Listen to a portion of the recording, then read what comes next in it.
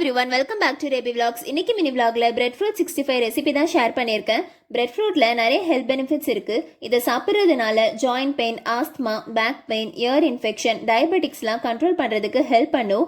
யூஸ்வலாக இந்த fruit native வந்தால் தான் சாப்பிடுவோம். எங்கள் வீட்டுக்கு பக்கத்துலேயே இதோட ட்ரீ இருக்குது, ஸோ ஈஸியாக கிடைக்கும். இதை செய்கிறதுக்கு ஃபஸ்ட்டு உப்பு, மஞ்சள் தூள் சேர்த்து பிரெட் ஃப்ரூட்டை 75% வேக வச்சு எடுத்துக்கணும். தென் ஒரு ஜாரில் சின்ன வெங்காயம், இஞ்சி, பச்சை மிளகாய், பூண்டு, கருவேப்பிலை சேர்த்து பிளெண்ட் பண்ணி எடுத்துக்கோங்க.